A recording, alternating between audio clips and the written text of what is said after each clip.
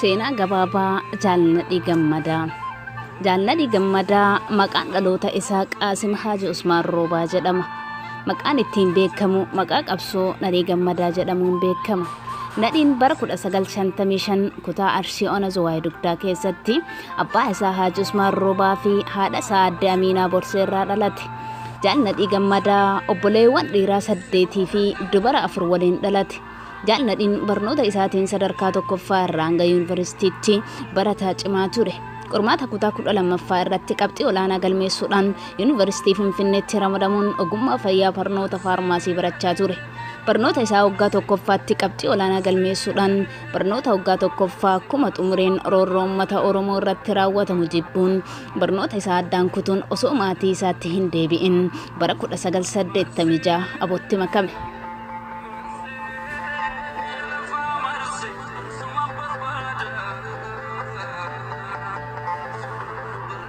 Nadhiin bara 1993 walga'ii aboo irratti hirmaachuuf wardiyoota isaa ja'a wajjin osoo gara iddoo bookee 27 jedhamutti deemuun bakka Asagoo jedhamu tan daangaa Arsii Harargee jidduutti argamtutti butamee achi buuteen isaa dhabame. Nadhiin goota sammuu qaroo kan yoo dubbatu haasawa isaa jechoota akka rasaasaatti onnee nama kutu kan sagalee onnattummaa fi kutannoon dubbatu saniin hedduu beekama. Akkuma sagalee haasawa isaa Nadhiin goota murannoo fi kutannoo dhugaa qabudha. Har'amee jechoota muraasa dhaadannoo gatii qabdu ta'uu kan haasawa isaa humna qabeessa keessaa walitti guureen haa yaadannu.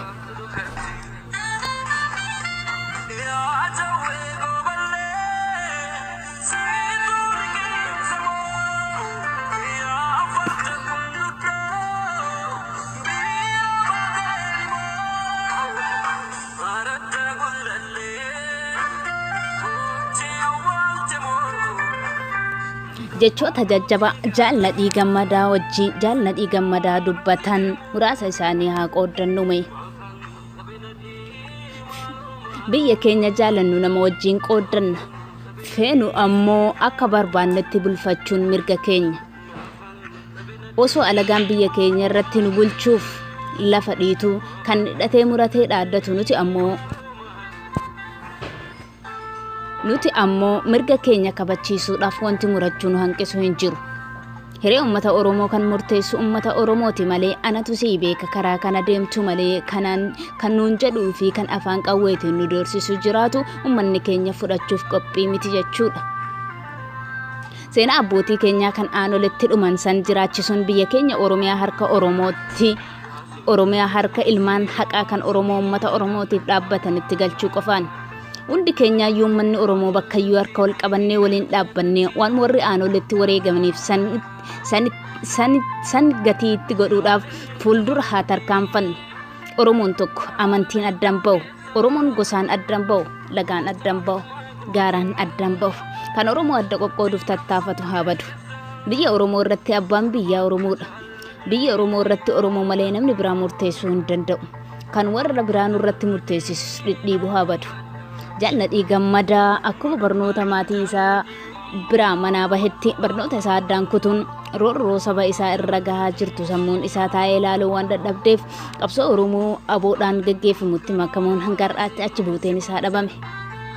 Jaalladhii Gammadaa naannoo Tigraay keessatti hidhamee dararamaa jira kan jedhuu fi Nadhiin ajjeefameera kan jedhu yaadota qabataman taanetu jira. Uummanni Oromoo goota sabaaf jedhee achi buuteen isaa dhabamte barbaachuun dirqama Oromummaati. Nadhii Gammadaa goota ija barbadaa Maandeellaa Oromoo saba keenya maaloonuuf barbaadaa. Xumurameera galatooma.